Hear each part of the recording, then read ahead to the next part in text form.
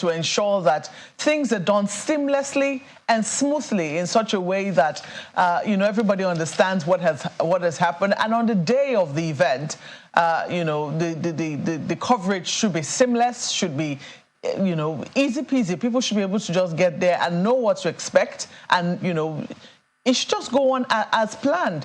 Situations whereby people have to jostle, have to fight, have to elbow their way through gates, it certainly doesn't speak well. We understand that even the legislators yesterday, some of them arrived a bit late because of confusion as to which gates they were to go in through. And eventually, when they went through gates that were assigned to journalists or so, journalists had to step aside. Of course, they're the birthday children, shall I say? They're the people who are going to go and cover. So of course they were given priority, and they were being ferried in a bus. So if you decide that, as they did for the inauguration, if you decide that, journalists, your vehicles will not be allowed anywhere close to the National Assembly, can you make provisions? Say, everybody park here, a bus will ferry you, to and fro. Those kinds of provisions, those kinds of considerations, not just blanket security as if, everybody will be terrorists. They're people who have jobs and they just want to get their job done and leave the place. If they had other options, they certainly would not go to work on that particular day. I think that, more conversation needs to be had on whether or not journalists will be. Of course, there's no way you will block us out from events. We will certainly not take that. But if we're going to be there, then it has to be done in a manner that is not as inconveniencing as we constantly and continue to complain about. Well, indeed, Mark, I really do empathize with our colleagues in Abuja and, of course, our colleagues across board in all our traditional media for what they had to go through. I have visited the National Assembly myself a couple of times, and, I know how vast, how big the premises are, having to walk from the gate to the venue of the inauguration is no small venture. And I particularly feel for our colleagues in the electronic media, television to be precise, because they have to carry a lot of equipment. And you imagine a team of just a reporter and a cameraman. And, notification for inauguration has been sent out days before now. Well, before then, in particular, we know that inauguration would take place. So, as you have rightly pointed out, organizers of this event ought to have known and ought to have prepared well ahead of time for journalists and all those that will be covering this big event, made provision for them. And of course, as you rightly pointed out, there ought to be a database of, pressmen covering the National Assembly. Of course, they're no strangers. In fact, you have those who have been covering the National Assembly for a very long time. So provision ought to have been made for them. There are better ways to approaching getting, the list of those who will be covering the National Assembly and made provisions for them in terms of accreditation and screening well ahead of this time. All said and done, the inauguration has been completed. And, as they say, the minority will always have their say, but the majority will have their way. Seamless process, albeit, amid great security presence and scrutiny of, in fact, elected lawmakers themselves.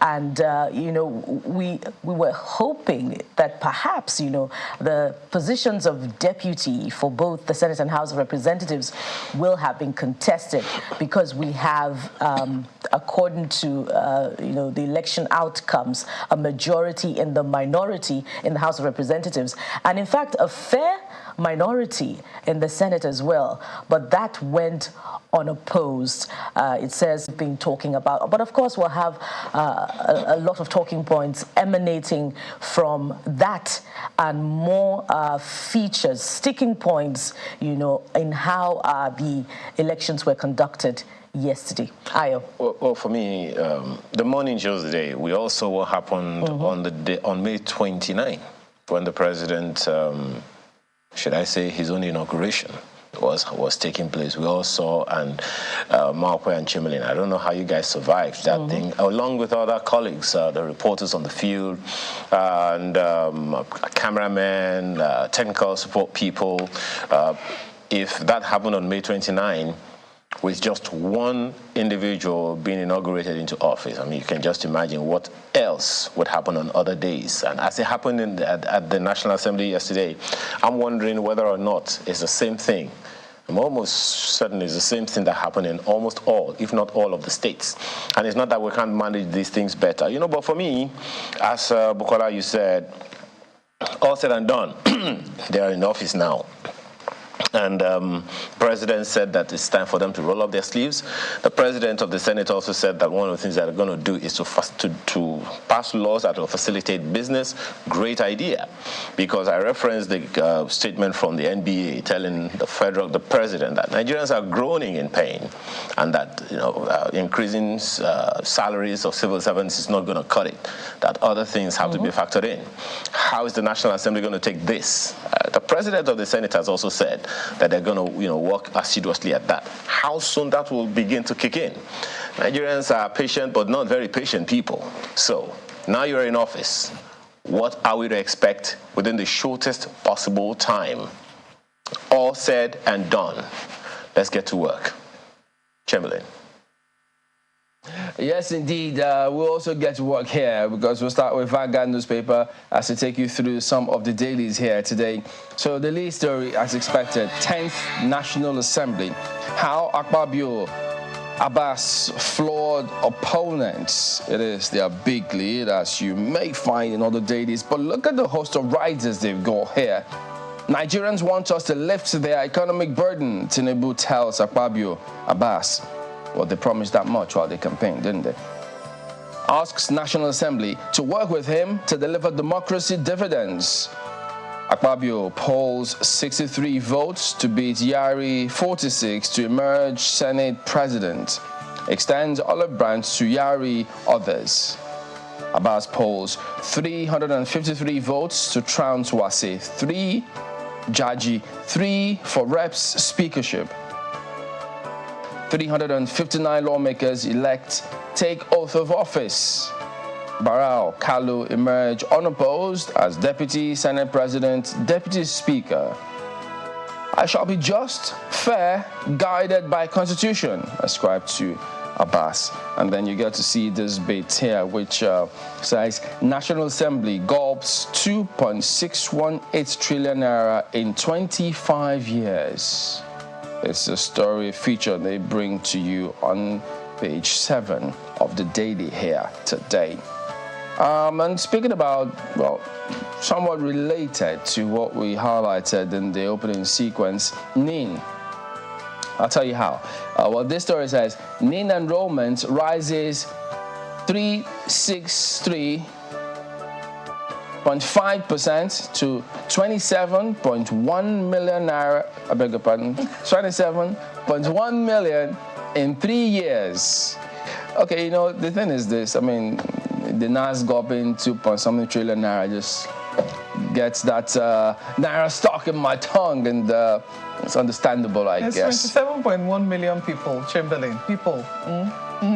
Then my next question, who doesn't like that naira now? Please stand up. Let's just be sure. People before money. People before money? Indeed. You'll be shocked. Now some people praise money before people. Oh, people now, before money. The thing about NIN is this, because at the time we went to, when the presidential inauguration also was going through, some security agent did say, well, the reason why we're asking you to come here to do this, we need your name, we need your passport. Something they could get even without people coming there. That's on the one side.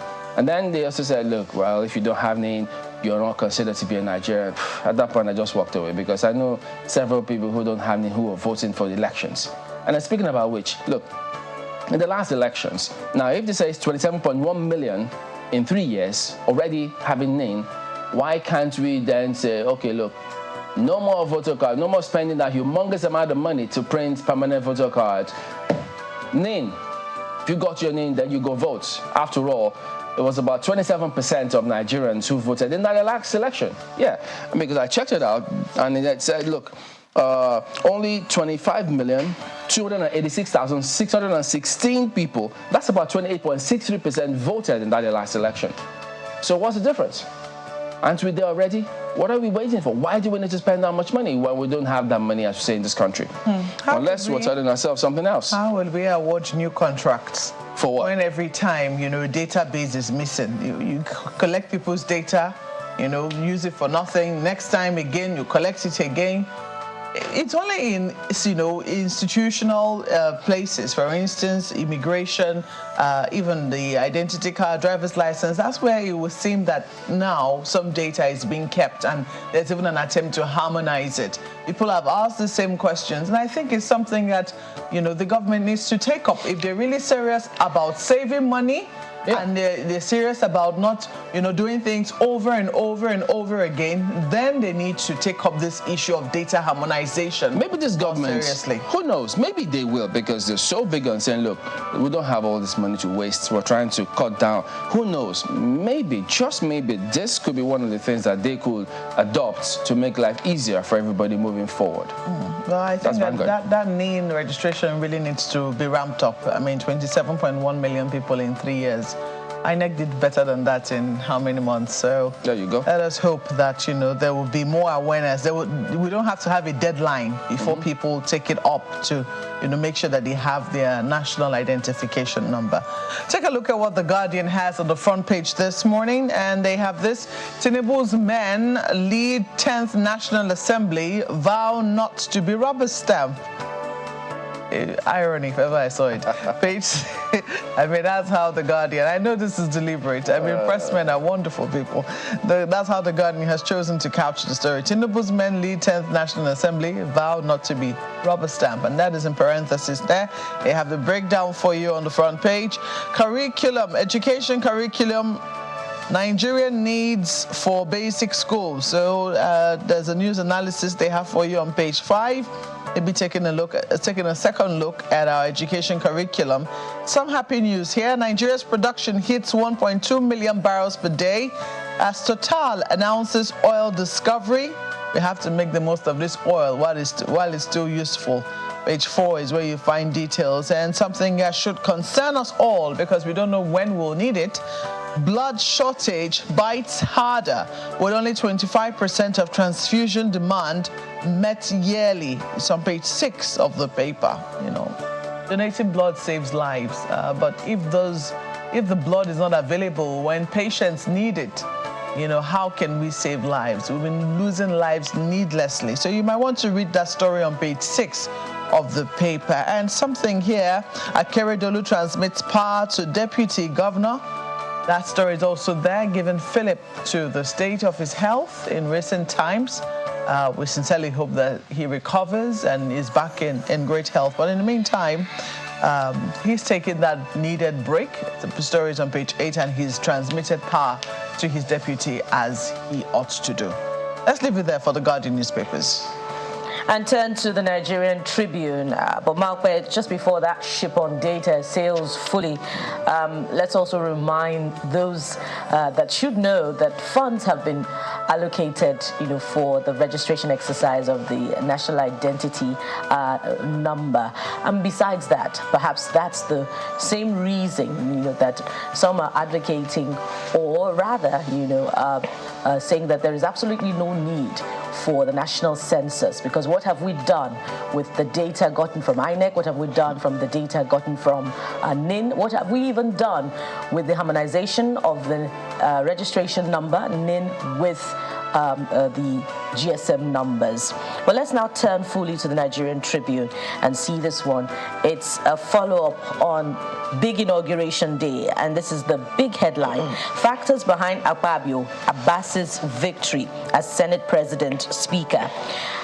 First of the riders: I will be transparent with NASS leadership that's ascribed to the president, and how a lack of consensus on deputy speaker slot destabilized G6 aspirants. Of course, details are emerging. That was one of the first concerns as we started off, the commentary. We will stand against any executive move not in public interest. Well, time will tell on that, and that's coming from the new speaker, Tajuddin Abbas. You find details on pages 17, 18, and 19.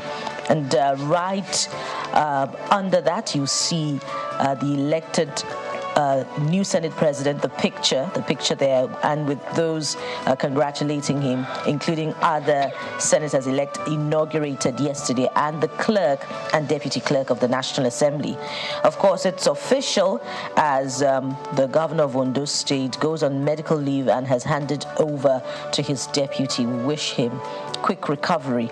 And right under that one, student loan law, Tinubu pledges more resources to education as NASS visits. Of course, that will be cheery news for the tertiary education community. Let's leave it there for the Nigerian Tribune. I'll flip to the Daily Trust newspaper, which seems to take the baton from the Nigerian Tribune, that particular story.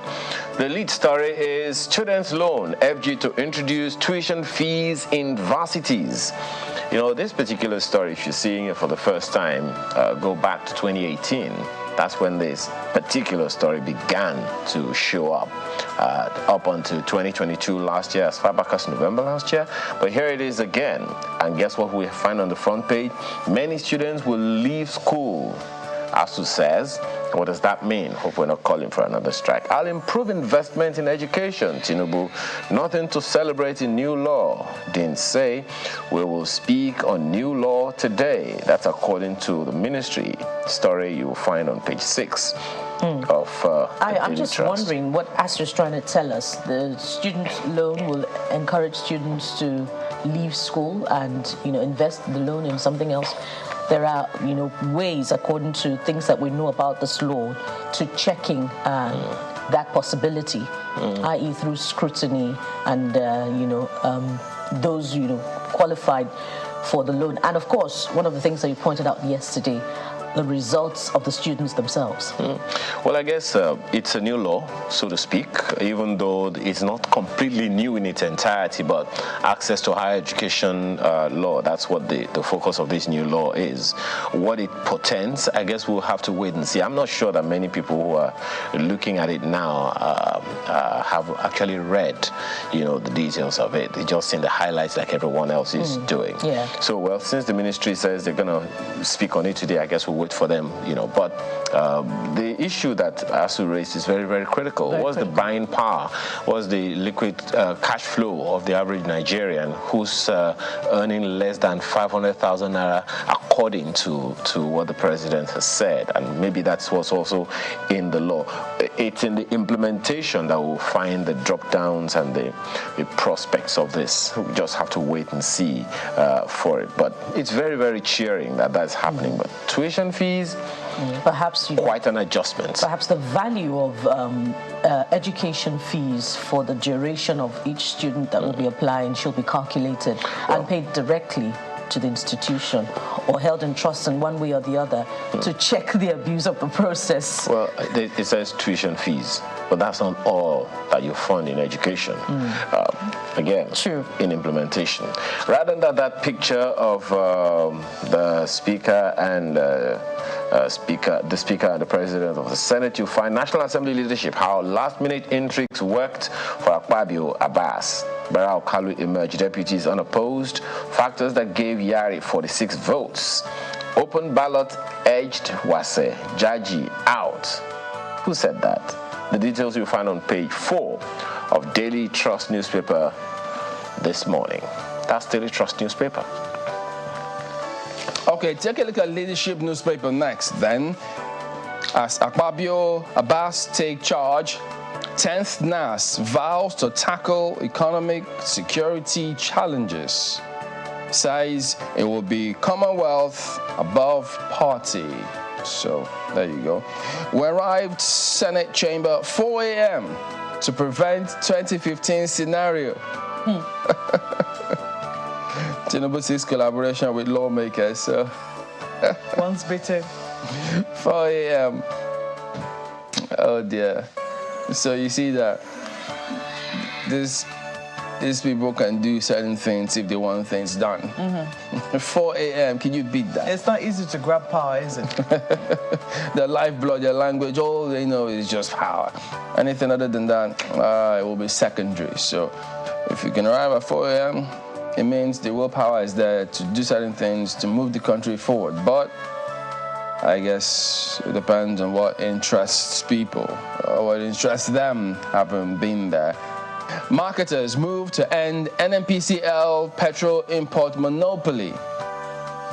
While this may look good on paper, but we also know, let's not quickly forget that times that very bad fuel had been imported into this country, does anybody ever remember anyone ever coming close to being held accountable and facing the music for this? Even when you had only one, I think NNPC at that time being, as we called, importing, the sole importer of fuel at the time.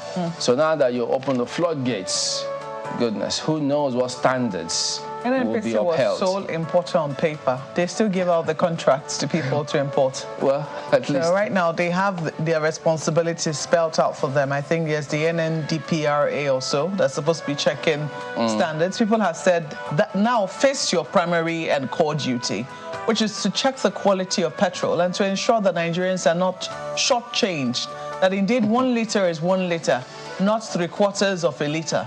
You know, these are the things that they're supposed to be doing now, especially now that people are paying through their noses for petrol. Yeah, but yes, they were the only ones authorized by government. So however they did it was up to them. Because if anybody did it without the authorization, then they will come to question. After them, of course. So, but now, if they open the floodgates, does standard organization still exist?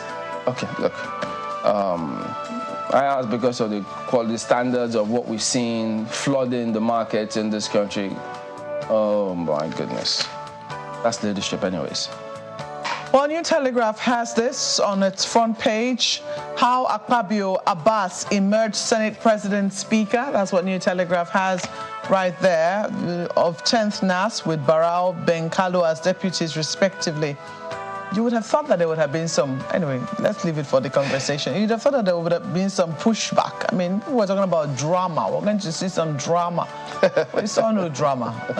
The floor yesterday. Watched intently, and drama we did not see.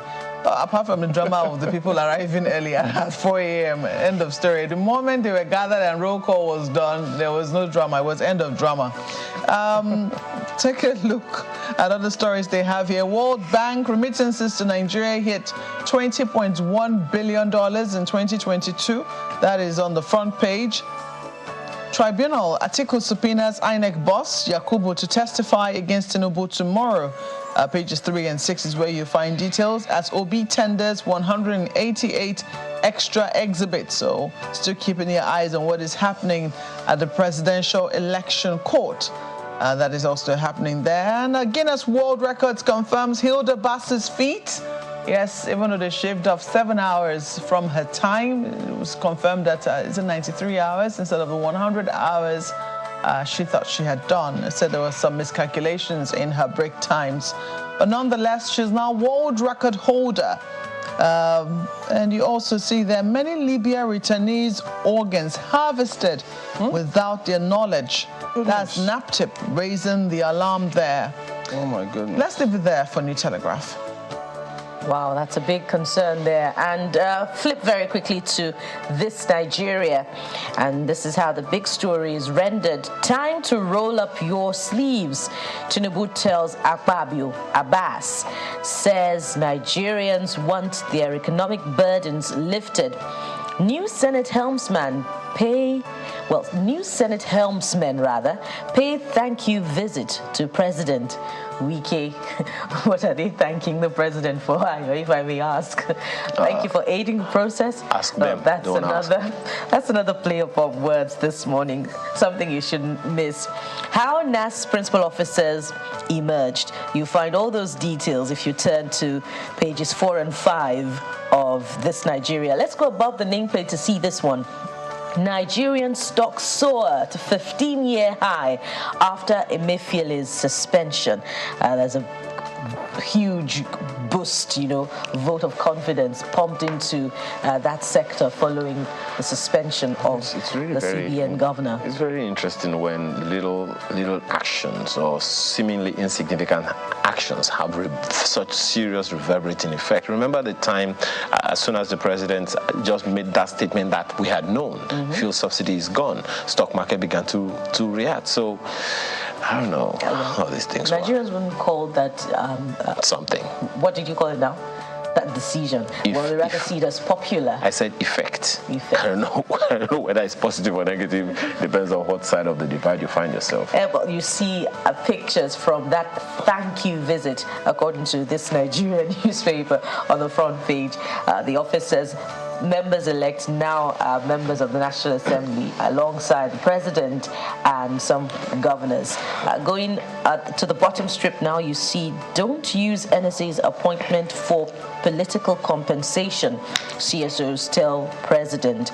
Clark wants ministers properly screened as Nigeria at crossroads. Of course, there's a lot of expectation, from that process. The appointment of ministers and the members yesterday, honorable members, had quite a lot to say about that yesterday, demanding, that they be allowed to at least scrutinize the process to an extent, that their portfolios should be added to their documents. And finally, this one, Nigeria Air launch, Ethiopian Airlines boss Waki resigns.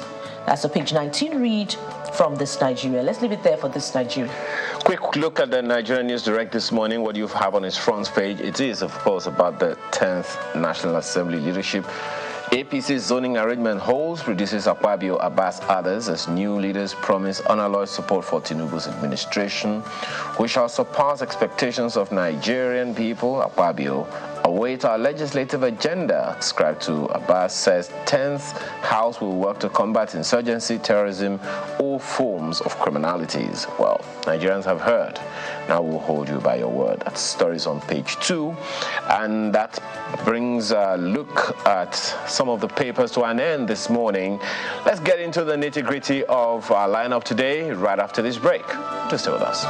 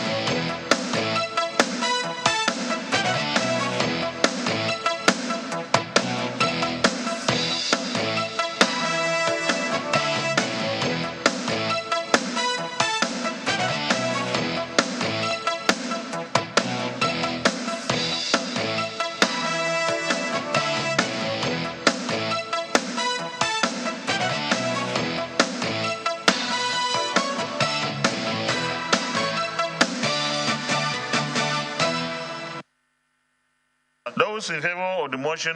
One of the persistent criticisms that trailed the 9th Assembly is that federal lawmakers failed to assert their independence from the presidency, particularly in the area of scrutinizing loan requests. However, some of the senators say this will not happen in the 10th Assembly.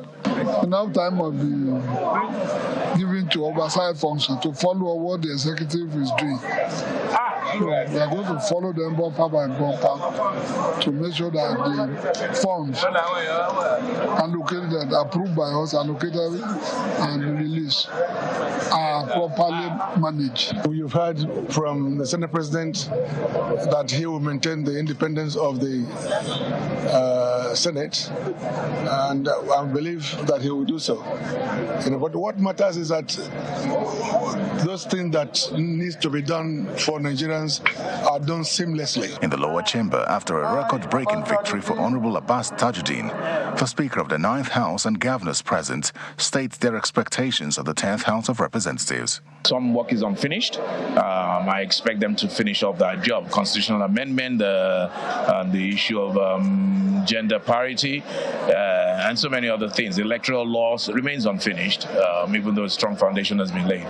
We understand that 9th Assembly was one of the biggest in terms of the bills and everything, but the 10th Assembly have, a target to meet and surpass. So I imagine they were going to settle very, very quickly and be able to begin to pass laws and make decisions that will be beneficial to all Nigerians in respect of what part of the country you come from. Let there be inclusivity. Every region, every gender, every age group, and everybody in this country should be included, should be brought on board, and let them settle down and begin to carry out the legislative business. The newly sworn-in lawmakers appear ready to get to work. On security, issues on infrastructure, issues on education, issues on youth empowerment, women inclusiveness. Based on what President have said about the minimum wage for the civil servant, we as a legislature will make sure at any moment that the law come up, we're able to make it, and that law should be implemented to make sure that the civil servant of each of this country are well paid for them to stand the challenges of this country. We already have a nexus between the executive and the legislature with the appointment of the outgoing speaker as the chief of staff to the president. So we expect the legislation, the relationship to be very mutual and cordial. Though the House is not constitutionally allowed to screen ministerial nominees, they expect that portfolios will be attached to the list. I would prefer as well that he attaches portfolios so that in evaluating the content that they are coming with, we should be able to situate the challenges ahead of them relative to what they are coming with. Yes, portfolios ought to be attached to the nominees before bringing them to the National Assembly, so that the representatives will ask them based on what they want to be given to. If he attaches the portfolios to the individuals, I don't think there's anything wrong in that, because the nomination starts from your intention. For you to nominate somebody, you must know that the capability, the ability of the person, and where you need the person to work with you, to help you. So you have a problem you want that person to solve. The business of lawmaking for the 10th National Assembly begins now, as it prepares to either follow in the steps of the 9th Assembly or chart its own course. Terry Ikumi, Channels Television News.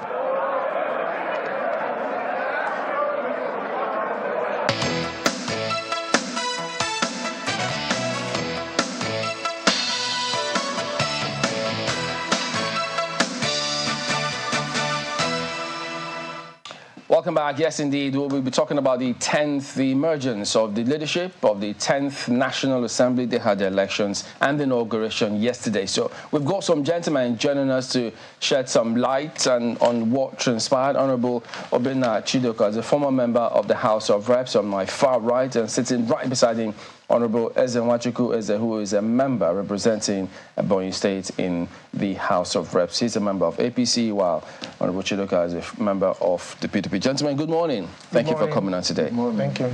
I'll start with you, Honorable Eze. Yes, we did. Of course, everybody saw how the whole thing went. Not in the House of Reps now. Let's start off with the Senate, as a matter of fact, and see, before we then come to the House, where both of you, of course, that's where you are, your forte. You were there. You're currently there at the moment. So in terms of what played out at the Senate, because, I mean, what was for you when you were in there? Were you keeping tabs with what was going on in the Senate, or you're just focused on how it was going to play out in the House of Reps? Well, once again, thank you for having me on board. As a party man, core party man, no doubt, I kept the tab on what's going on in the Senate. We are communicating. And that didn't affect anything in terms of your focus, how it was going to play out in the House? No. We already, you see, in this kind of arrangement, the driver of the Nigerian project now, the president, has shown, even before the election, and the party also, have done kind of consultations, discussions on how we will have a seamless election. So we already know the areas that would have caused distractions for us in the House of Reps had to an extent been taken care of. What about the Senate? That is what I mean. While in the House of Reps and trying to look into what's going on in the Senate, we already know areas of our challenge. So there was not much, no distractions. What were those areas? Those areas were areas who have serious contentions on the election of the two principal officers. A lot of work was done, consultations were made, so it went free. But did you expect Senator Yari to get the amount of votes he got? Actually, certainly not. Never expected that. For me, it was a surprise. What did you think was going to happen? I was thinking, similar to what happened in the Reps was going to happen. Landslide? Landslide. But you see, this is just a slim escape, 20 votes. Just 20 votes. You call 20 votes a slim escape? Yes. Some people would say it's a show of vibrant democracy, considering the method that the House, I beg your pardon, that the Senate employed. What has shocked them is what the House deployed in reaching the election of its own principal officers. Since 1999, people cannot recall a time when voice vote was resorted to in electing the Premier Inter Pares of the Speaker, of the House of Representatives. Where did the House get the idea to use voice vote to elect the Speaker of the House of Representatives? Well, the rules was not made by we, the first freshers. It was the 9th Assembly that made the rules. And we made the rules and followed it. So that's my answer. What was the rules? I mean, the rule states that the Speaker must be elected by, because I'm going to come to Honorable Chidoka, he was a member of the 9th House. Was that what people left? But tell us clearly, what does the rule state? Were there other options there, or that was the primary option that was given? There were options. Mm-hmm. But you see, the main chamber is now on repair for some time now. So most of the facilities that would have given us the options of electronic votes and so on are not in place. What facilities are you speaking of? You see, in the rules, we have options of electronic voting. And when you come to electronic voting, by its definitions, it means a lot. Yes. And I say... We saw another rule which the Senate followed. I mean, they used the secret ballot, and it also produced results that went in tandem with what the APC wanted. The House instead chose, some other option which some people found rather obnoxious. Well, when you have options, you have the right to choose. Like I said, the choice of the pattern of vote we use was chosen by the 9th Assembly. So 9th Assembly, let's go to 9th Assembly. 9th Assembly, over to you. Was this your doing? Did you set a booby for members that were coming after you? No, there was no booby trap. So the Constitution allows the National Assembly to make laws to regulate themselves. And I can't quite remember the exact date or time, but I know there were constitutional amendments for us to regulate our order, the order that governs the House. And if I remember clearly, sections 53, sections 54, which dealt with quorum. From the past, when you know what has happened, then you want to prevent it in going forward. 2015, you remember there was only about 57 senators, or 57 or 59 senators who elected Bukola Saraki. And at that time, the law says 1/3 of members shall be seated, 1/3. But we went ahead to amend that section, if I'm not mistaken, 54(1), to say that 2/3 of members must be seated in the chambers. So if you count, and there are not 240 people there, you cannot start elections for the House.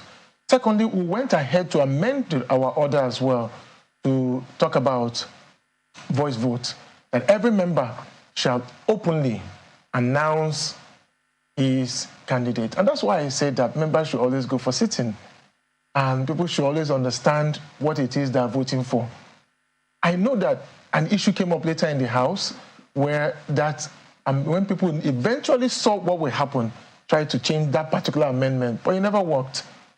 You know, it was blocked at some point because they said, and the Senate never went ahead to change theirs. So they still had the secret ballot. But in the House, it's clear. The law was cleared. It was passed. But was that a factor in the emergence of Akpabio, or the kind of votes that Yari got, the secret ballot? So, like I always will say that the party will remain supreme. So I think that majority of the members, especially in the House, will have run away from their choice of candidate because of the reprisals that might come from the party. Even though it was secret? No, okay, I'm talking about the House. So, of course, in the Senate, I'm sure that's one of the major reasons Gary was able to get the kind of vote he was able to get. So, the up and down sides of it is that in the House, of course, members can come to you and say, I'm going to vote you, and then go to the next person, I'm going to vote you, because on that day, you're going to come to the House and choose one person. But in the Senate, you found senators who were Senate president shopping. They go to this camp, 9th floor, they go to that camp, 4th floor, they go here and there and telling you, I will vote for you, I will vote for you. If you go and ask both of them, they will tell you that they've entered that chambers with probably 70 or more senators as signed by them, for them. And of course, Akpabio is coming out with about 63 senators, and he's coming about with the 46 senators, with all the campaigns they've done. So I guess that in the midst of the secret ballot system, some will have voted Yari and some will vote Akpabio. I mean, at the end of the day, what should happen is that people should be able to vote who they really, really want. Sure. At the end of the day. But in the House, what I found very interesting was that, you know, there was this talk of minority in the majority, or was it the greater majority as they called themselves? I mean, the fact that members in the opposition parties put together were more than those in the APC. That there was no resistance on their own part as reflected in the votes that we saw. It would seem that, you know, the person whom the APC wanted was whom they all endorsed. Do you find that a bit odd? Very odd. I find that very odd because it shows me that my party didn't quite come together to decide on who they wanted as the speaker. So I guess that what they did was they allowed the members to go in and flow with the tide. Because usually the PDP will come back, and if you check it, we have about 119 members. The APC as a whole has about 179 members. So if you add the PDP, Labour, SDP, NMPP, and others, they constitute the majority. But just like in the past, where the party will decide on where we should go.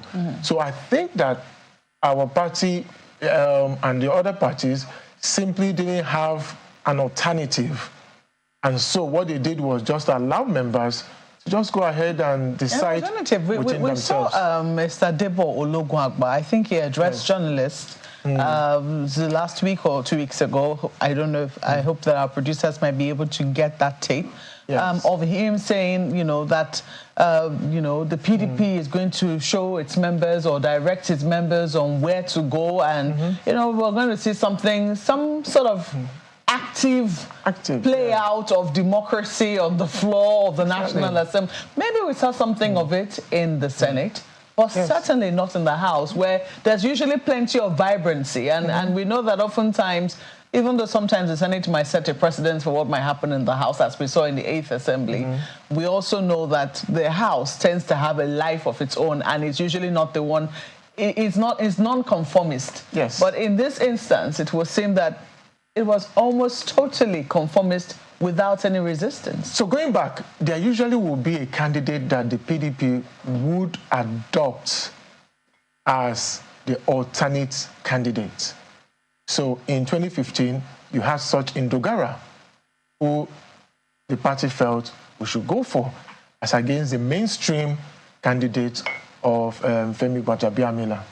In 2019 election, you saw something that looked like that as well in Honorable Bago from Niger State, who the party also and the other parties felt we might be able to go for this person against also the mainstream of Femi Gbajebemila. But in 2023, I didn't see such. No, there was Honorable Wafe, who was Deputy Speaker in the Ninth Assembly. You can go back and ask candidates who are from PDP if there was any such meetings, if there was any such sittings where they decided that this is where the party should go.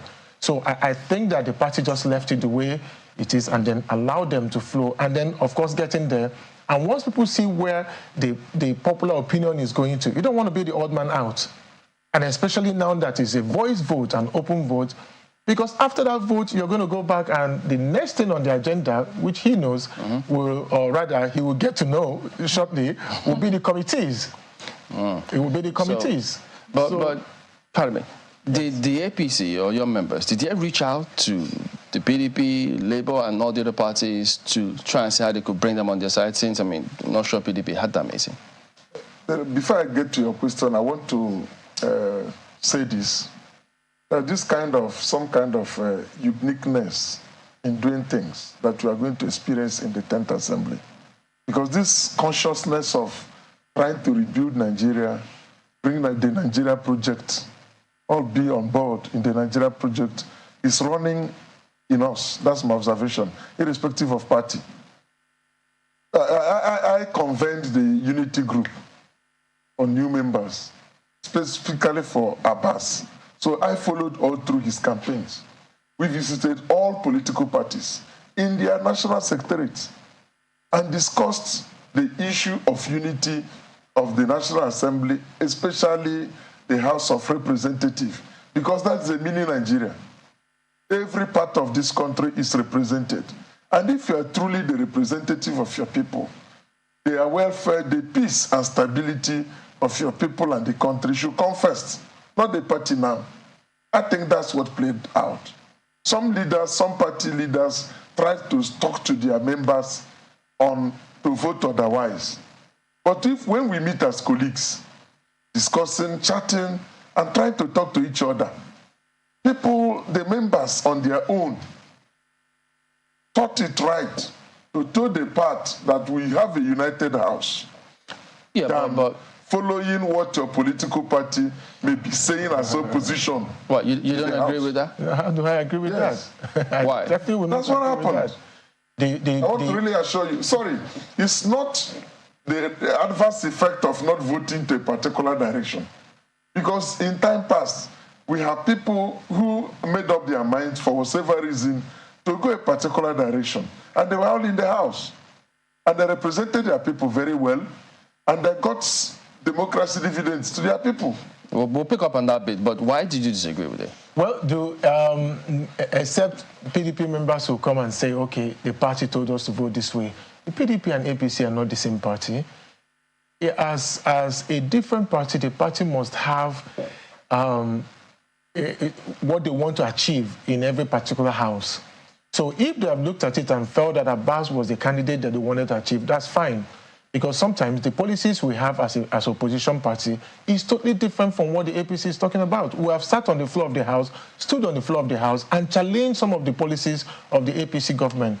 So if you looked at it and said, okay, there's no alternative to TJ Abbas, or maybe they don't feel that Wase was that right candidate, or they don't feel that the other candidates were not good enough as Abbas, it's a different matter. But as a political party, there must be a semblance of an opposition party. You must be seen to say, this is where we're headed to. And as our members, hold them to a meeting and say, this is our stance. This is our stance on economic issues. This is our stance on social safety net. This is our stance on political issues. This is where we stand. Does Abbas fit into those lines? Yes, if it does, then that's fine.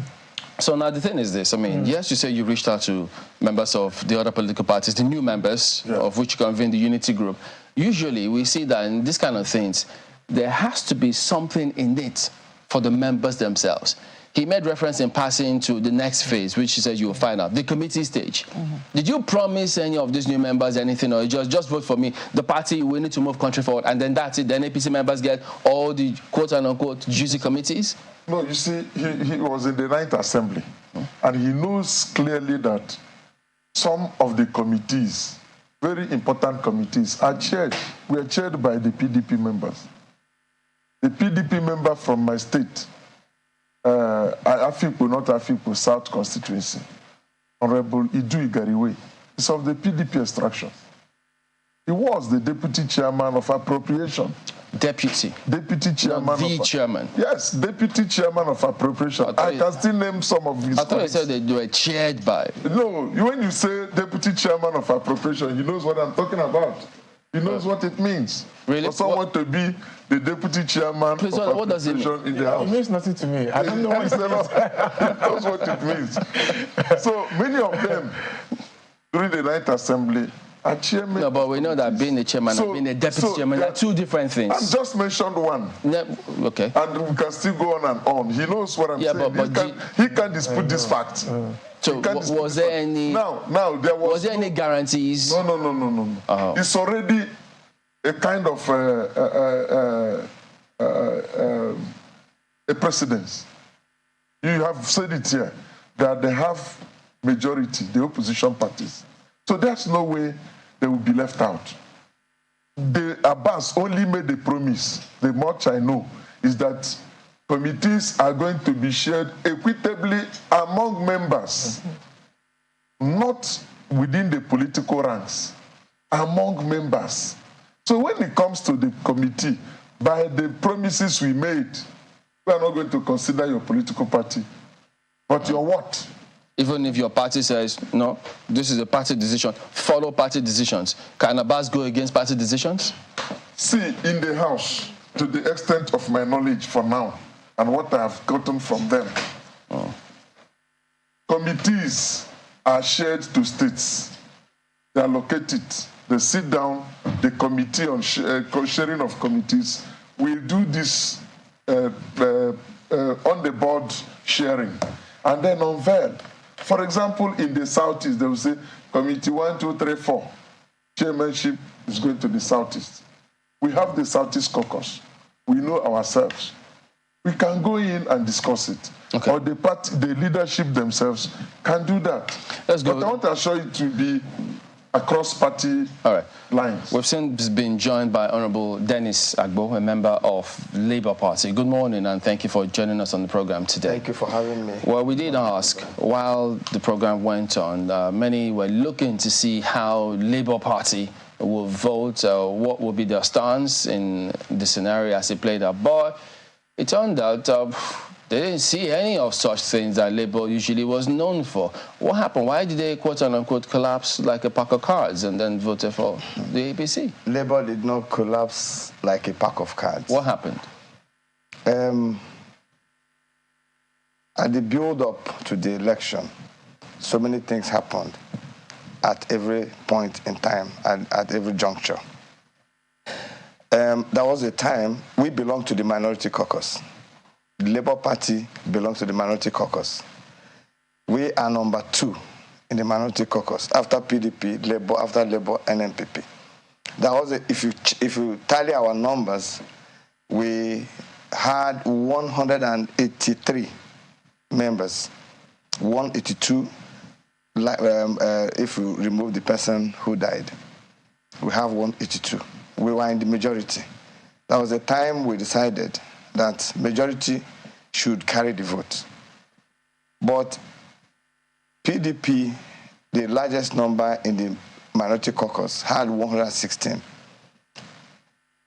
APC, the ruling party, had 170-something. Now, we decided at that point that we should even be able, with our number, to produce the speaker and the deputy speaker. We had people who, from among us, the minority caucus, the speaker was zoned to the PDP, the deputy speaker was zoned to Labour. So people were already, a panel was set up, a committee of 11 was set up to screen people who had interest. We passed that stage. We had people screened for speakership, persons screened for deputy speaker. the progress continued.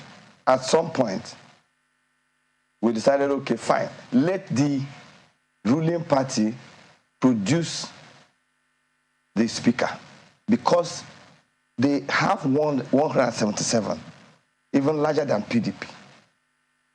And don't forget, among the 82 people, so to speak, you can't expect to have every person in the in the minority caucus speaking with one voice. Interest started coming in. And so the biggest block you can have is the APC with 177. But even within themselves, they also had about 6 candidates or 7. They had 1 candidate endorsed by their party. They had 6 other people coalescing into a G6. So their vote also was not good. So it was, we were considering these things and strategizing. It's a process. But at the end of the day... I'm coming. At the end of the day, what happened? You know what happened. No, you didn't vote. You voted. So what happened? You know who you voted for. What? No, I'm coming. So at this point, there was not even... It was like going head on. At a point, we softened. So, okay, let any of the people who are negotiating to be speaker come and take from us a deputy speaker. Okay? That's the second stage. Now, who then produces the deputy speaker? Is it PDP or is it Labour, to whom it was zoned to? We passed that stage. We continue to move forward. Now, the thing about the... You passed that stage with what agreement? What was the agreement when you passed the stage? It's a discussion. It's an interaction. It's an engagement. Okay. Okay, so pardon me. We need to go to break, but don't worry. We'll come back and let you continue, and then we'll also get more questions from our colleagues. Stay with us.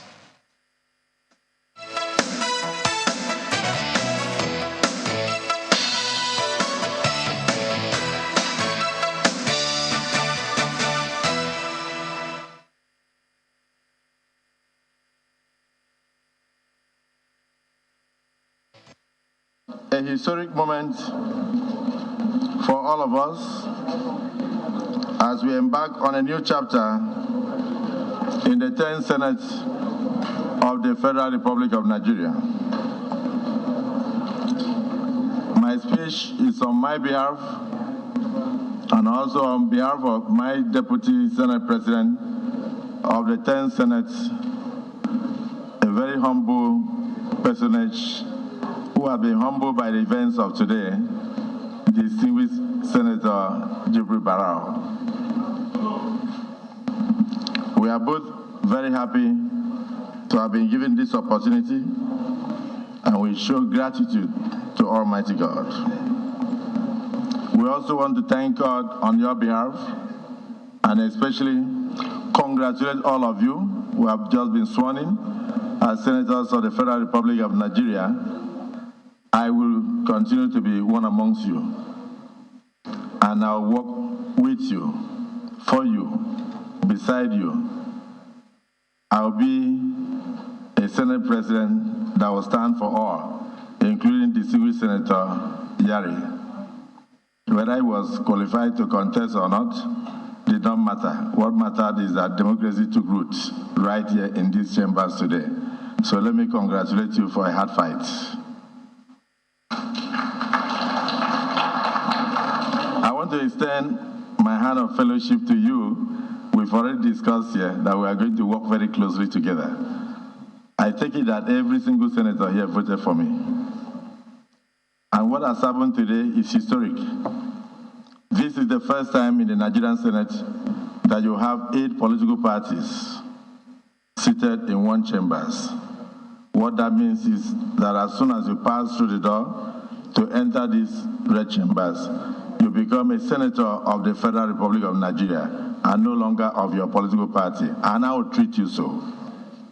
The country is at a crossroads. We are grappling with a lot of difficulties. We are just inherited an economy that requires renewal, revitalization.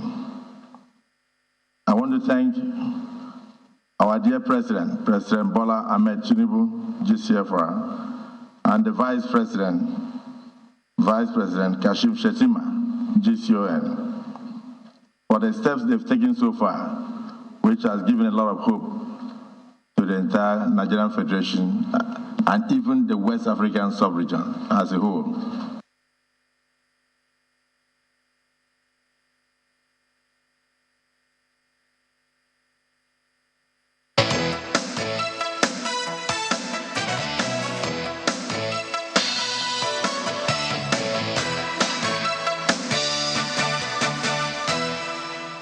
All right, welcome back, Honorable Agbo. You were giving us a build-up as to why you think Labour did not collapse, yes. And so please continue. Okay, now, politics is a game of numbers. And so to us in the minority caucus, it would be our desire that the 7 candidates of APC continue to nibble on their number, the 177. It was also our desire that our 182 remained intact.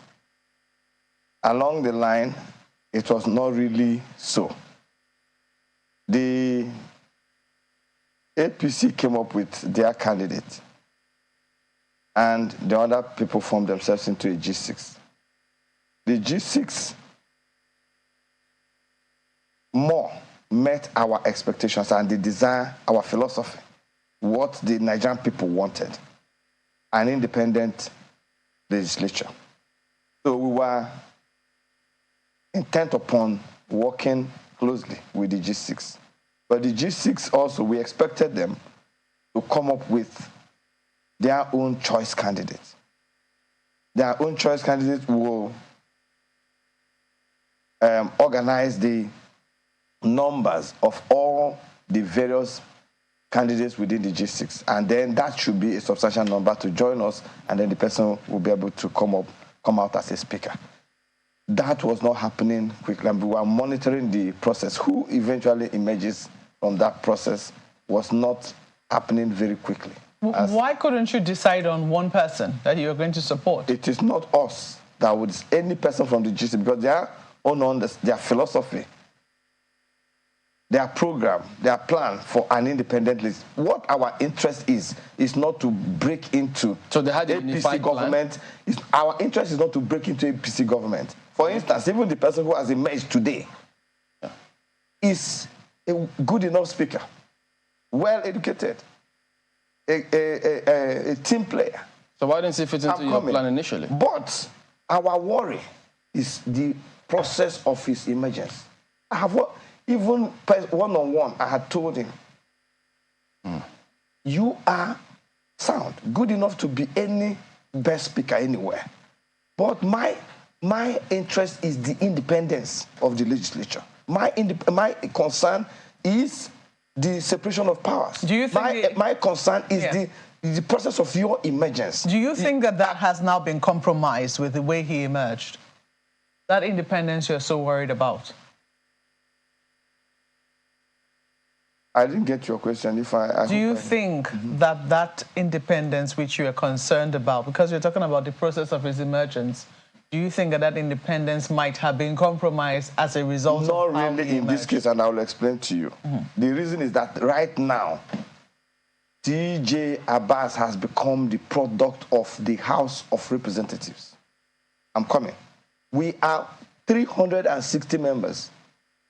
353 voted for TJ Abbas. 353. He has become now the product of the... My colleagues in Lagos will ask you more questions, all of you, so please, let's go to them. Go ahead, guys. Thank you, Chamberlain. Let me begin with Honorable Chidoka. Something you said the other time ticked my interest when you said that the APC and the PDP are two distinct political parties. So I want to ask you, what exactly differentiates the PDP from the APC aside from the name?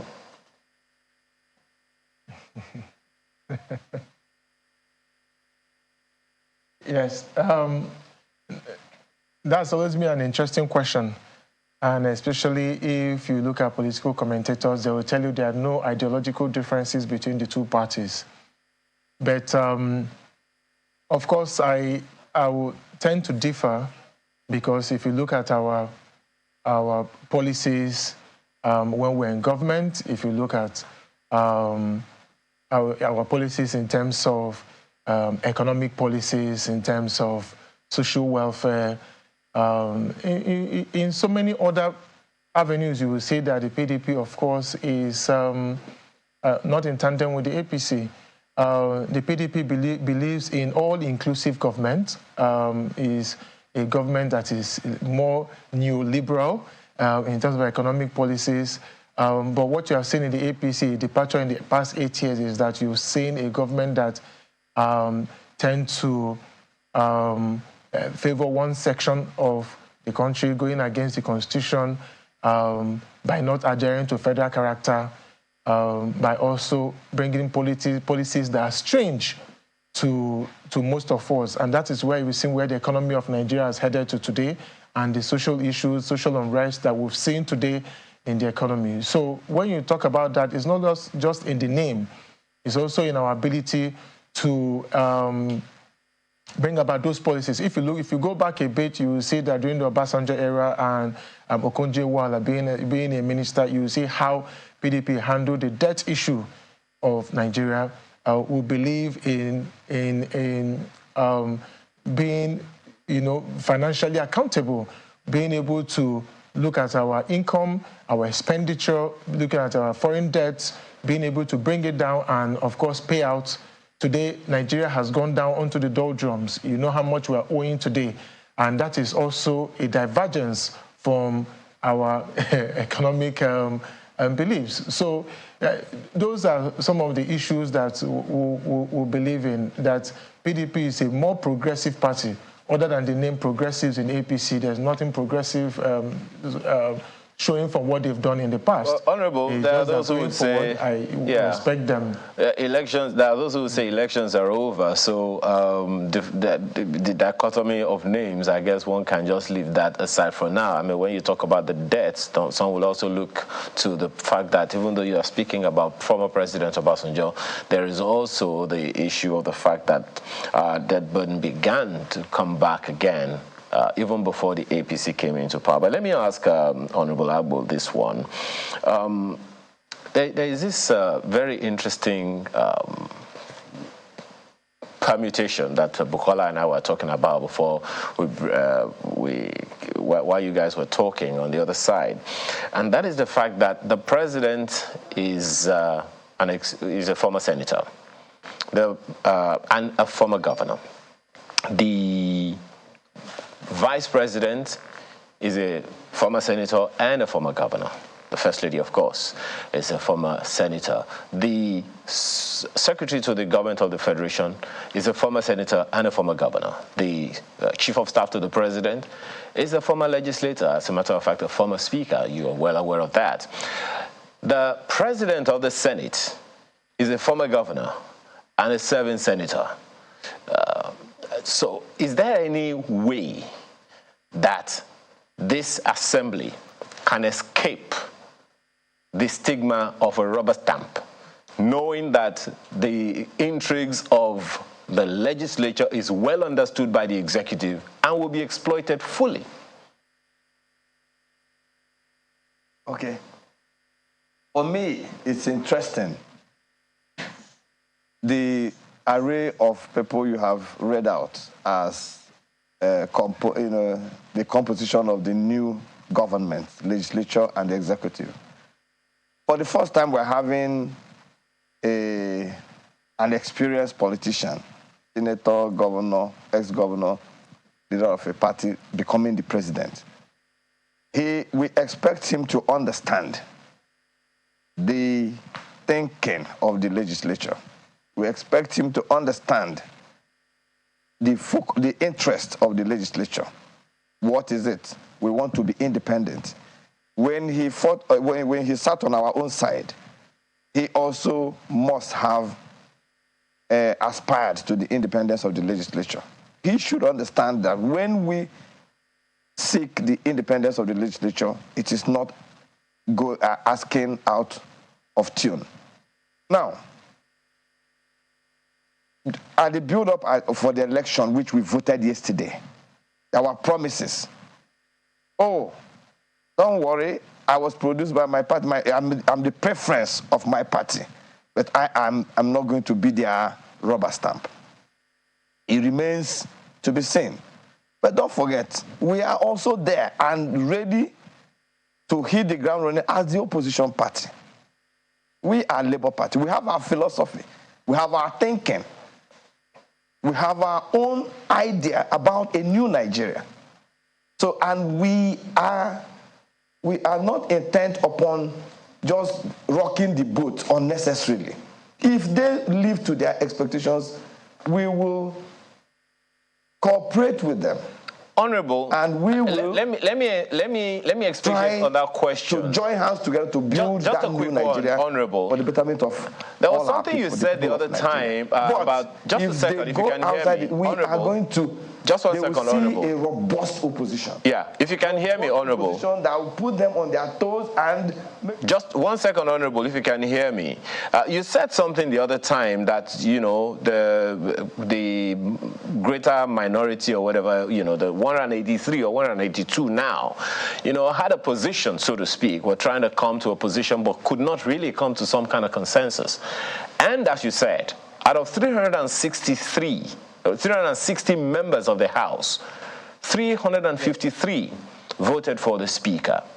Would you say, is it likely that, as you said, that we can have that kind of stiff opposition when a huge number of that opposition that you're talking about voted in one fell swoop in a particular direction? Won't the same thing repeat itself?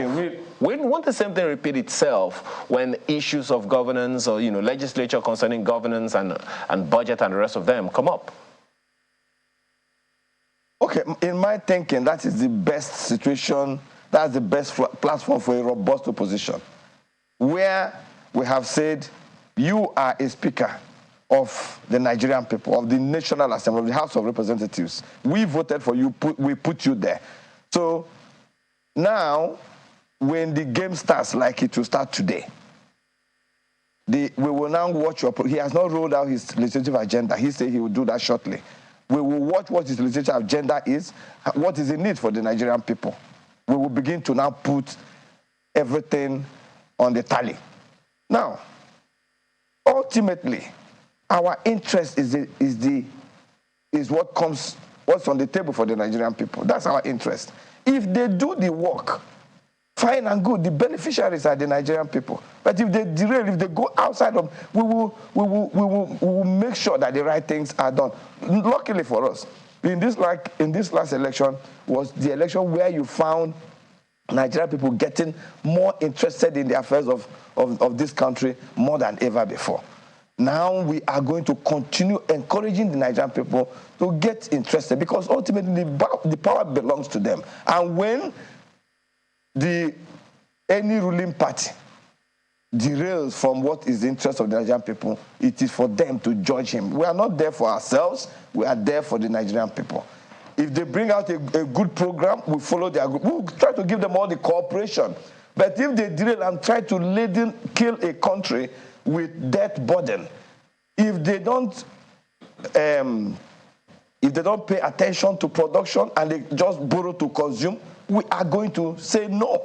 If they begin to do things that are reckless, abandoning the rule of law, we are going to say no. And I know that we will be in tune with the Nigerian people.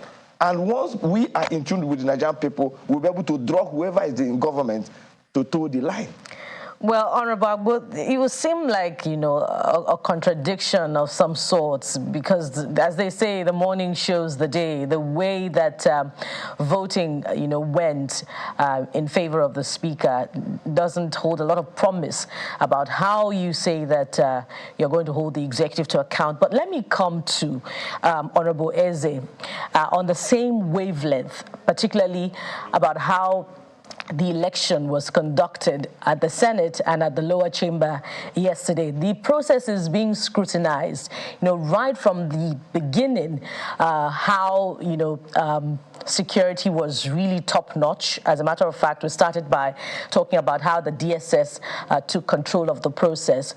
We also talked about, we saw in the papers today about how some members-elect said they arrived as early as 4 a.m.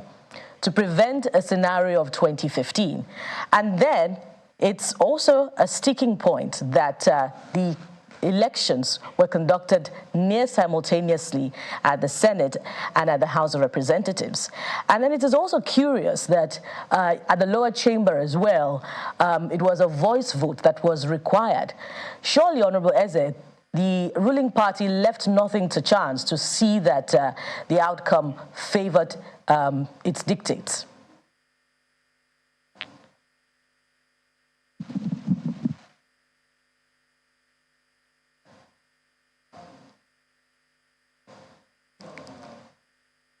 Did you get my question, Honorable Eze? Yeah, I got your question in parts. I got your question in part, so I will be happy if you recap. Yeah, I trailed the conduct, the traits of yesterday's exercise, in how it all started, how security was top-notch. Of course, the voice vote, as we saw in the lower chamber, and the fact that the elections held almost simultaneously at the Senate and at the House of Representatives. So surely the ruling party left nothing to chance with the manner in which the whole exercise went, just to see that the outcomes favored its dictates.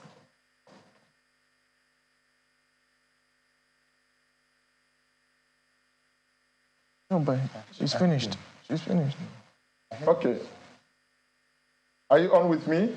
Yes, go ahead. Okay. Let me start by correcting this impression that I got from you now. In Nigeria, in the legislative lexicon, we don't have what is called the higher and lower chamber. We have a bicameral legislature with its full autonomy. You get me? So that others will correct this impression. We are not of the lower chamber and some other people at the higher chamber. We have what we call the red chamber and the green chamber for the purpose of differentiation. Our responsibilities are spelled out clearly in the law of the land. So when we hear this, even from you professionals, it seems misleading the public. So that impression needs to be corrected. Thank you for that understanding. Now, you said security yesterday was the top notch. Yes, that's the responsibility of the government. The security there is to protect Nigerians elected to represent other Nigerians. So the security was well beefed up, and we're happy about that. The time, venue, and date for this exercise was announced a week before the time, and it was for 10 a.m. So if anybody goes there 4 a.m. and 3 a.m., get him to explain what he went to the chambers to look for. As far as I am concerned, the government, the party, did their best. Well, changed from what I'm not aware of that. I woke up in the morning, dressed up, joined the bus like others, and we were driven into the chamber. The only challenge we had yesterday morning was that people started moving their private cars to the chambers, to the premises. And, we had some gridlock, traffic gridlock. So some of us, because of the length, had to adjust. That was all. And but Honorable Eze, we on our own, just like I told you, on our own, we decided to go to the chambers early enough so that we can keep interacting with our colleagues. But Honorable Eze, why couldn't the House be trusted, to vote in line with how it would have voted? Why was a voice vote required? If you were following this program at its inception, I laid the foundation, and my brother here, my senior colleague from the PDP, concurred. That was the rule of the house before we came. And he made it. He's here with me. He made the rule. And that's why I told you that we don't have anything like higher or lower chamber. We have a bicameral legislature with our independence. The House of Reps choose voice vote. The Senate chose secret ballot. And it all worked and worked fine. The issue of ranking, I know that usually in the books you have a rule that says that your members, for them to emerge as leaders, they must be ranking members, even though the Constitution doesn't mention anything about that. And, you know, they tried to bring that up in the Senate yesterday. That didn't stand. They were told that you cannot bring up any objection until you've been properly convened as a House or as a Senate chamber. Where do you think that objection, assuming it was something that had any merit in it, where do you think it should have been brought up? Okay, so please, let me go back a bit before I come back to that question very quickly. I don't see anything wrong in the voice vote because I've seen those issues being raised. What that simply showed us, and from what we've seen yesterday, that out of 35 members of the Labour Party who were elected into the 10th Assembly, not one had a dissenting vote.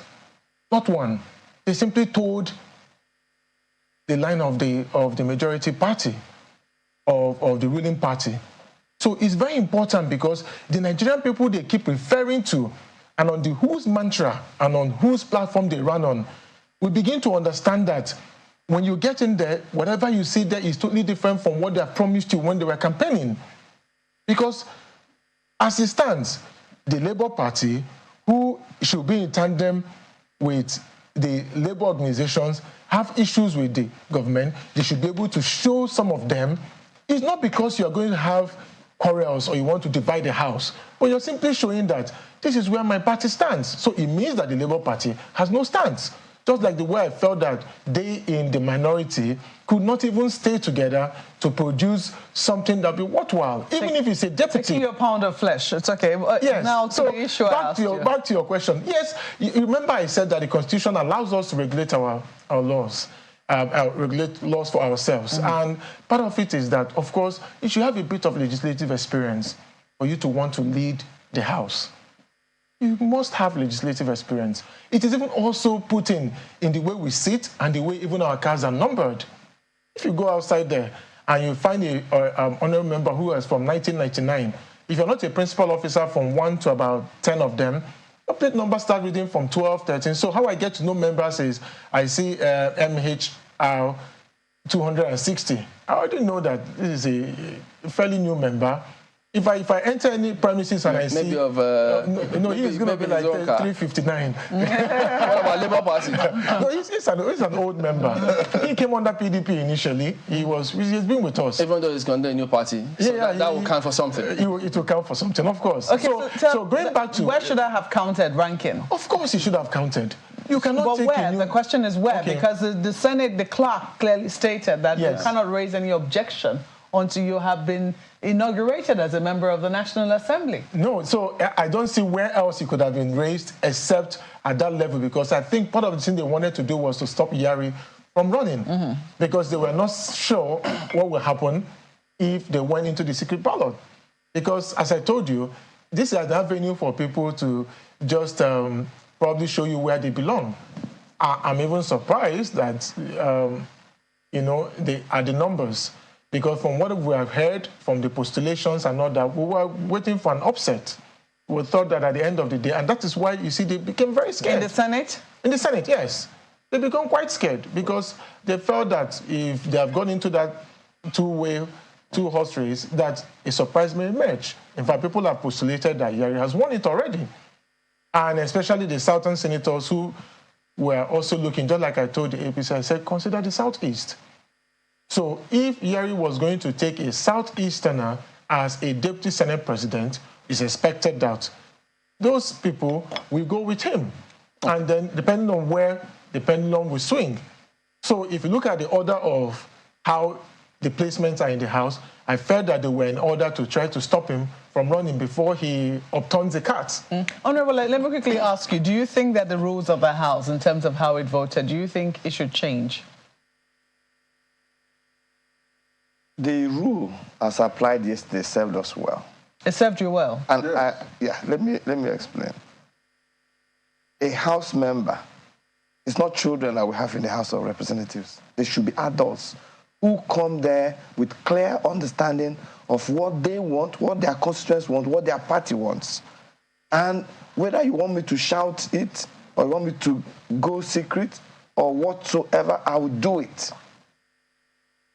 Now, one of your people, they said I contradicted myself. I don't know how. Number two, PDP. They said Labour. I think that's the impression you got before I came here. Labour collapsed. No. We know what we're doing. We know. I can tell you, I'm involved and I'm in the forefront. He said it doesn't appear as though you knew what you were doing. No, I'm coming. Because you see, this, if you ask me a question, I will answer. What the truth is, in Labour Party right now, out of 35 members, there are 3 ranking members. I'm one of them. And I am supposed to provide some amount of leadership. What we did yesterday was well calculated. And it was intentional. But some say, pardon me jumping, some say they didn't see that because they don't understand how is it that the opposition party put together all their numbers, you couldn't even get one principal officer. I don't understand. Not one. I don't know. Only 2 presiding officers have been elected yesterday. Only 2 presiding officers were, and we decided that let the ruling party produce the 2 presiding officers, the speaker and the deputy speaker. We'll get into the. Thank you very much for that. I'm coming. Okay, but we're winding down. That's what I want to get as quick as possible, as many perspectives. But you still disagree with his perspective, even though he says it's clear enough. Why is that? Yeah, because I feel that this is party politics, and if you're elected on a platform to say you're elected by the Nigerian people, you come with the mantra of Labour, you come with the mantra of PDP, and put together your 184 in the House.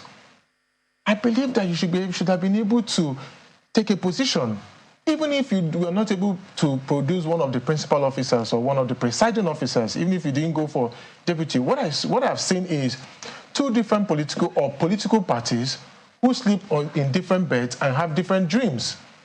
At the end of the day, what I expect is that you can, as different parties, sleep in 2 different beds or 2 different pillows, but have one dream. What is that dream? That dream is to make Nigeria a better country. But in terms of party politics and in terms of you going to have a principal or officer, you should be able to use your numbers. That is why your position.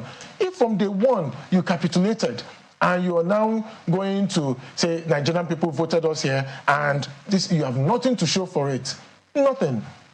So if that happens, then going forward, how are we sure that you'll be able to bring about people-oriented policies, programs that is labor-oriented or that is to the right, left of the PDP? Aren't you preempting them? Because some people say even the PDP too did not vote, did not show the kind of opposition they wanted the Labour Party to emulate. But I said it. So what I said it earlier. So what's your goal? I said it earlier that I felt that the political parties should have been able to possibly show the numbers they have, so that from day one, the ruling party will know that they're going to have a vibrant opposition in the House. They will have a vibrant opposition. Why are you picking on Labour? That's the question. After PDP, of course, I've made my position on PDP. After PDP, of course, is Labour Party. Let me make and both of them together form the core majority. Okay, let me make a point. I understand. Let me make a point. When we return, you will make that point when we return in just a moment. Okay, pardon. Okay, go ahead. Make the point until you just wrap. Okay, the point I want to make is that Labour has 35 members. PDP has 116. That's one point. Number 2, what has changed? Why are we worried about what happened yesterday? Nothing has started in the House. No issue. No legislative agenda has been rolled out. It is when we rule an anti-people agenda. That is where you hear from us in Labour Party. I have said here on this particular program, Abbas Tajuddin is good enough to be speaker. Our concern at the onset was the process of his emergence. Now he has become the speaker, which he is capable to do. But let the game start. The game is going to start today. We are going to be in chambers today. Let us now watch what happens. We see, among all the contestants, he's good. He looks good. I was with him in 8th Assembly. So he's not a stranger to me. He's capable to be speaker. But he has promised that, even though the party favored me, I'm going to be an independent speaker. He remains to be sane. And if he lives up to that, his promise, we don't mind. All right. So clearly, your party benefits from all of this. But he says, just watch it. If you take some wrong moves, you hear their voices. Well, he said they were apprehensive looking at the process that lead to the emergence of the speaker. I personally and in our party, and he knows also, there was nothing wrong in the process. It was just a misconception. Every political party in every democratic setting will always want to make a submission. I said it in the previous program here, that there was nothing like imposition rather. But what we had was a submission. The party made a suggestion to us as elected legislation that they wish to. Of which about 6 others disagreed. And went also ahead to contest the election yesterday. To show you that democracy was really in place. Mr. President. But some said they were compelled. Nobody was compelled. To make sure they stand down. No. Stand down or else. No, there's different. No. There was nothing like that. If there were, would you even tell us? This is the first time a sitting president, is engaging across party lines. So we expected. Do you think that does it place a burden on the speaker, though? I mean, trying to satisfy everybody, considering the support he got. Yes, definitely. Doesn't it place a burden on him? It does. The burden, whether it is the burden on him, it is the burden of the House, because we have to manage ourselves. You don't leave it for the speaker alone. I think he places a heavy burden on him. That's my thinking. Because in the House, we saw that in the 9th Assembly, they had the longest list of committees, and it was similar that was to placate all the people that voted. So you see the list getting longer, the list of committees. No. He is at freedom now. He doesn't even have to please anybody on committee allocation. No. I think that the 9th Assembly as well was also because Femi Kwatabiamila believed in the joint task force, the nation building, so bring everybody on board. So let me correct. There are 2 different things we're saying here. Are the candidates who have emerged, are they great candidates? Yes, they are. Akpabio, former governor, former commissioner, former senator, has the wherewithal to become the Senate president. Barrow, chairman appropriations, has been in the House from the Northwest. Great candidate. Abbas, very amiable, always has a smile on his face, very approachable, very easygoing, has been in the House since 2011. Yes. So you see that he's a ranking member who can lead the House. Benkanu is probably one of the youngest who came in 2019 and has become this. But I want to say that you must be able to show that there must be a semblance of an opposition in the House. They might argue differently. You've asked very important questions here. They might argue differently about the choices they've made and what they've done.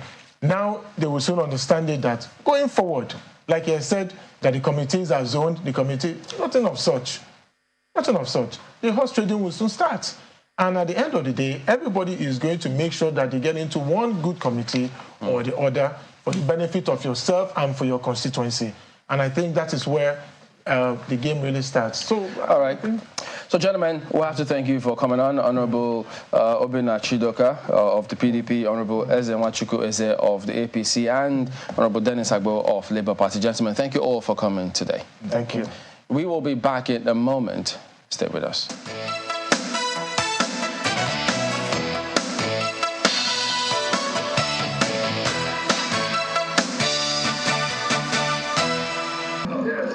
I don't think I will lobby anybody under the sun. I would do the right thing, and I always do the right thing, and sincerely and honestly too.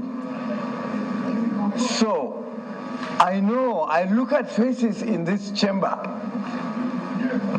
whom have come to me and sought for my help when my wife was the president of the Court of Appeal.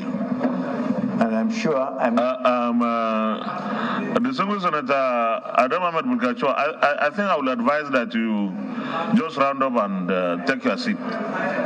Name any names. We know ourselves.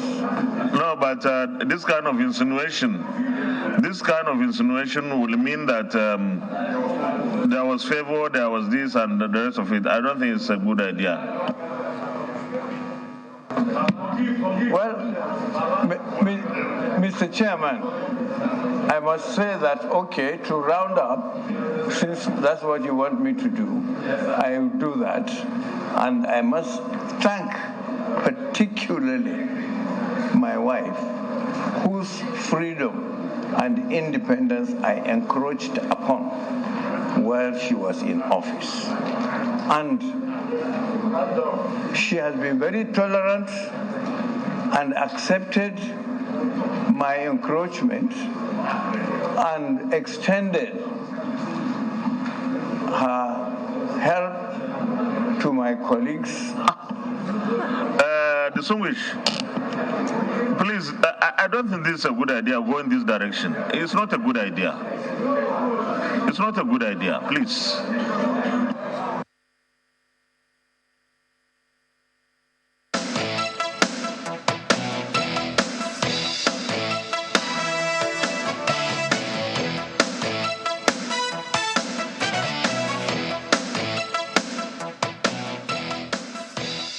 Okay, so Owen Mwoko, Senior Advocate of Nigeria, former Attorney General for Akwa Ibom State, joins us next to shed some, give his perspective on that piece we just heard.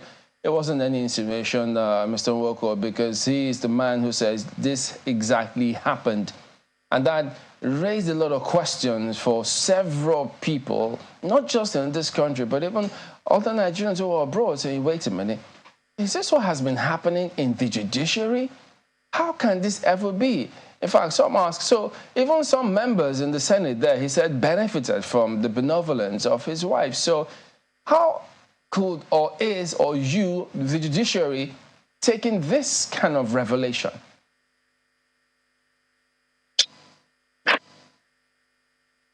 Good morning, Chamberlain, and good morning, our viewers. Just like other Nigerians, just like other well-meaning Nigerians, we received that information. I wouldn't really say with shock, but I think with great pleasure, because it gives hope that one day in Nigeria, we will get to find out, to know more than we do know right now. That revelation by the distinguished Senator Bulkachuwa is a pointer to the fact that a lot of the things that we see and we work with are not exactly what they ought to be. Let me begin by saying this. Let me put as a way of caution that whatever he said about the role of his wife as the president of the Court of Appeal should not be taken as a judgment on the judiciary. We have judicial officers with very high integrity. We have a judiciary that can be counted upon. We have a judiciary that is the last of the common man. We have a judiciary that is delivering judgments and making rulings and making decisions based purely on what the law says and what it should be. But Mr. Mwoko, I mean, pardon me to jump in. Mr. Abakoba, also SAN, former MBA, he led the MBA as well, thinks that this is a disgrace.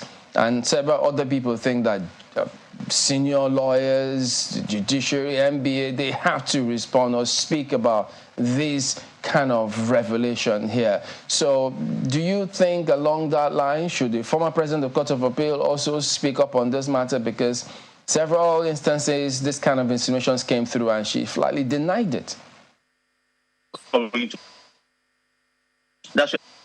Well, she might have denied it in the past, but today her husband has come to let the cat out of the bag.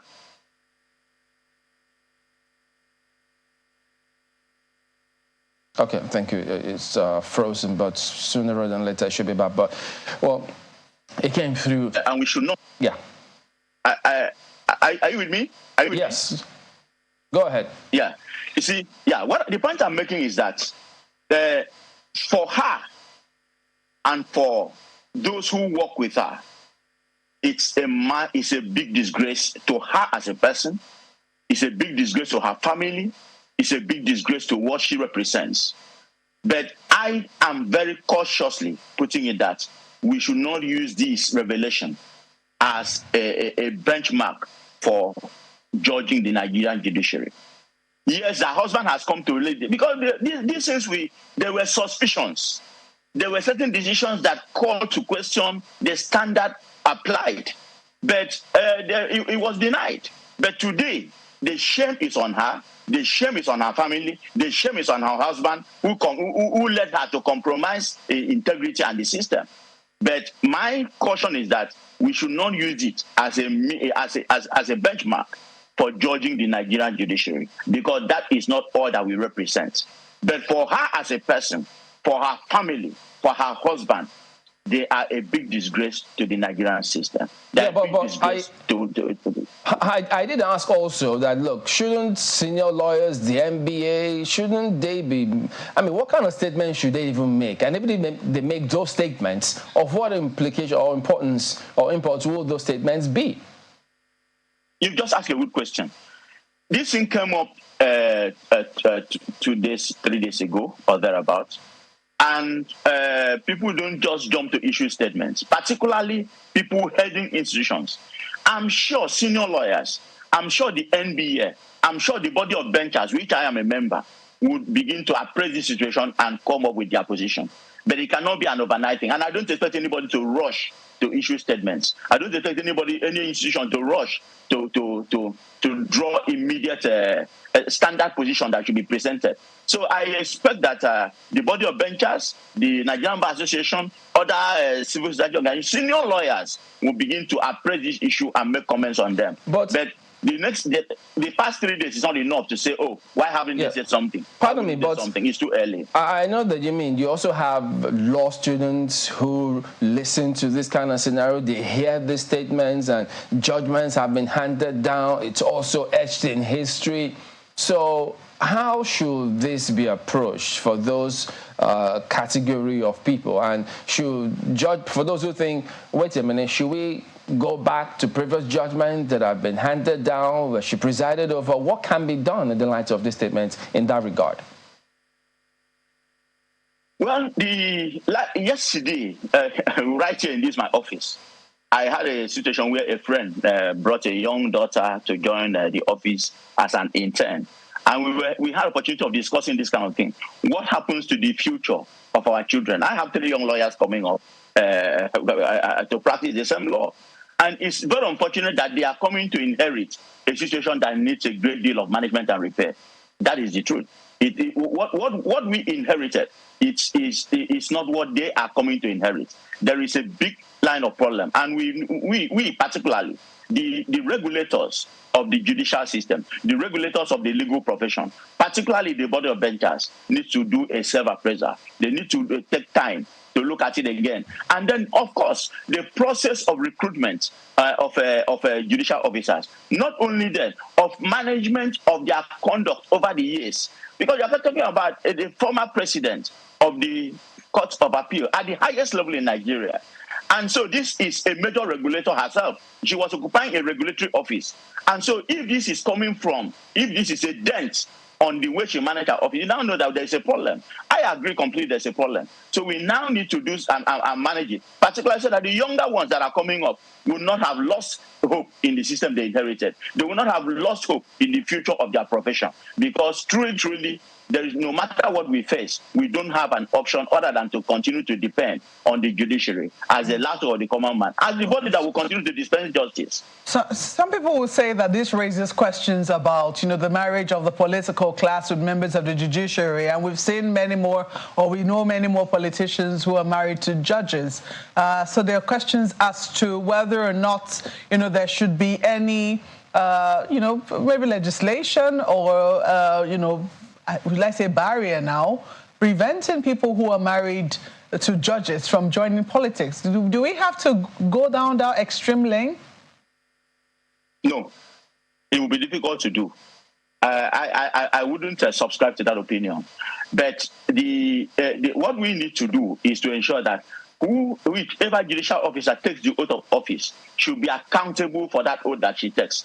And then when we have a close monitoring system, you will be able to draw the line so that wherever somebody crosses the line of the oath of office, they should be answerable to it.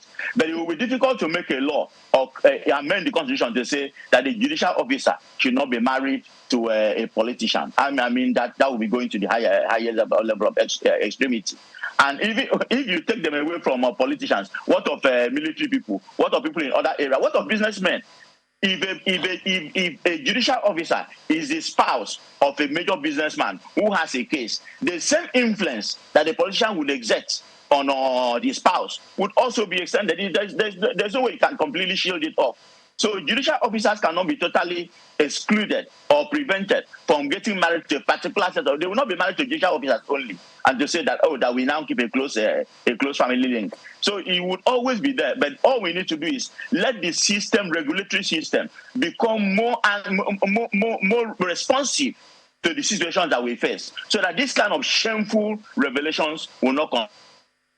Well, the president has been talking about judicial reform, so we'll look to see what manner those reforms will further take, as it were. But we do thank you for your perspectives. Uwemoko, Senior Advocate of Nigeria, former Attorney General for Akwa Ibom State and the body of benches, as you also heard him say. Well, let's take a look at some feedback coming through from you. Edmund, you sent in this very first one, talking about what transpired in the National Assembly yesterday. Now, Edmund's email here, is this a tweet? Okay, email. Edward starts by saying, what happened at the House of Representatives yesterday was an ambush against democracy and the Nigerian people.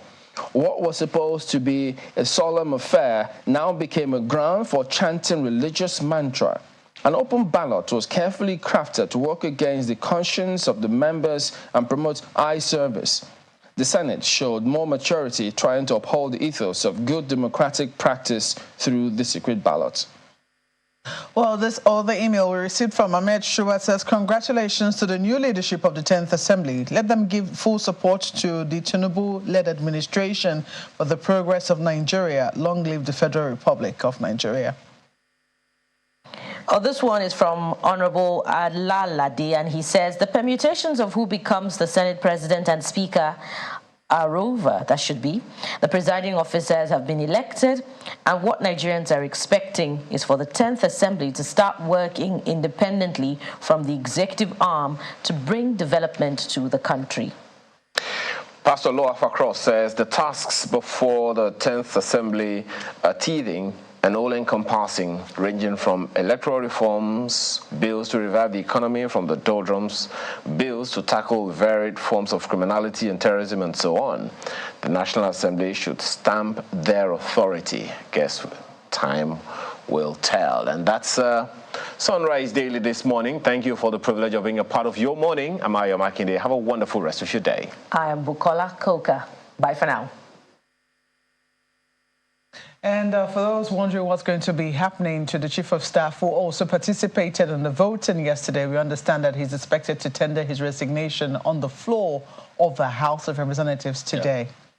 Yeah. Yes, and they say, look, he had to take that oath yesterday, else he will not be a member. So what then happens is that there will now be a by-election, and they will have to conduct that to fill up that space when he resigns. Well, that is the show. Thank you as well for watching. We'll see you next time. I'm Chamberlain, so goodbye. And I'm Maokwe Ogun Yusuf. Bye for now.